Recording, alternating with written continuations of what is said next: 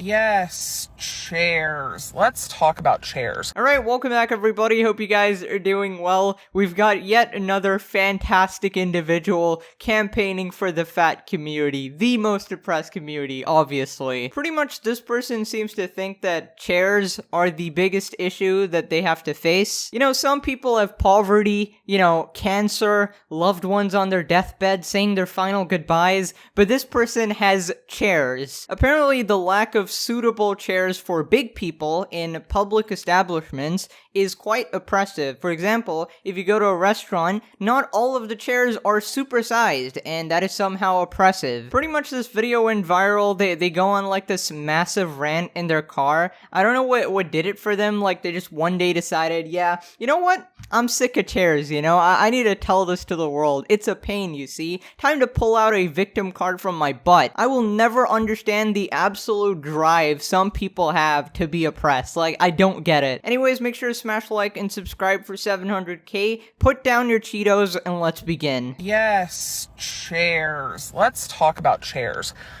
Full pun intended, chairs are the biggest issue in the fat community. So apparently this is all a response to a comment on TikTok, right? This person says, yeah, I admit that before I got fat, I had no idea that fitting in chairs was such a privilege. It shouldn't have to be. Well, the thing is, you're not born like this, right? You can kind of change your situation regarding this. Just a few weeks at the gym and you can probably fit in the chair. It takes hard work and consistency, alright? You think people are just ripped randomly? If you don't put in the work, you are going to suffer health issues. And I mean, this isn't even like a health issue. This is just man, you're starting to border that line of I'm in human society and I'm kind of not. The amount of public spaces like doctors' offices, malls, what the ever, places that have seating, restaurants, etc., never ever have accessible seating.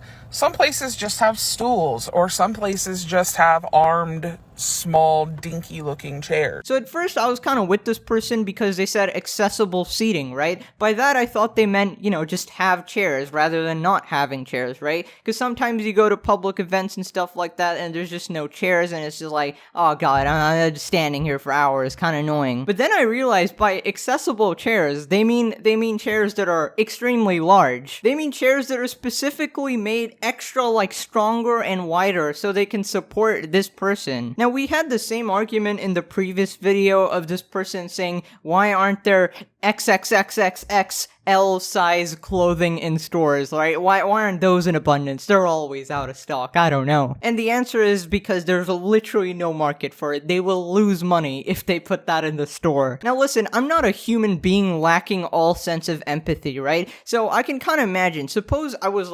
overly large and I try to sit in a chair and then, the handles just hit my butt and I essentially could not get in the chair. I would feel horrible. In fact, I would instantly go to the gym. And this is coming from a person who absolutely hates it and has never ever been able to do it consistently. I feel like to 99% of the population, that would be a legitimate wake-up call that, hey, something's wrong here. I don't even know what to compare this to because this sort of situation and people complaining about this has pretty much never been brought up before. Let's just take a scenario, right? Suppose I'm a good tennis player, and then I stop playing tennis for several months, and wow, suddenly my arms are too weak, and let's just say, I can't even carry the racket. Am I gonna ask for, more rackets that are attached to your arm, more accessible form of racketing? No, I would just start training. I would try to exercise and eat appropriately so my arm gets stronger again, and I know, lifting a tennis racket is not very, a big ordeal. I was trying to give an example, okay? You get it. As a fat person, if you have never ever done the following things, if you have never looked at a picture of a restaurant on Google Maps to try and figure out if the seating would be accessible to your size. Okay, so what you're telling me is that every time you leave the house, you have to Google the place to see if there's appropriately sized chairs there. I mean, how does that sentence come out of your mouth and not see that you are the problem? I mean, honestly, if that's how you want to live and you want to be this weight and you're perfectly happy with how you are despite the health problems, I mean, you're fine to do this, but you can't complain about, the measures that you have to take, because believe it or not, the entirety of society is not going to change for one person. You know what old Mahatma Gandhi says, right? Be the change you want to see in the world. Come on. Be the chair that you want to be seated in the... I think I got that saying wrong, maybe. I don't... If you've never broken a chair in a public space, especially... if you've never had to second guess whether or not it was okay to sit down in the chairs provided to you. Well, honestly, maybe I am part of this community because I do check out a bunch of these. Have you ever broken a chair in a public space? Yeah, I've kind of broken a chair in school. I don't think it had anything to do with my weight. Maybe I'm just flattering myself, but I think the chairs were just, as you say, dinky. Also, I think they were 8 years old and a half broken leg, so that might have been something to do with it. I was just the final crack, I guess. Also, I absolutely always had to second guess whether or not it was okay to sit down, because my classroom back in school, bro, people were crazy, bro. They'd leave all sort of liquids on the chairs. There was this one absolute psychopath who used to take thumbtacks and place them like facing upwards on people's chairs. One guy got sent to the hospital because he sat on one of them. He was a good friend of mine as well. There was actually like this manhunt to find the person who did it, and then they were like, "Oh, we know who it is.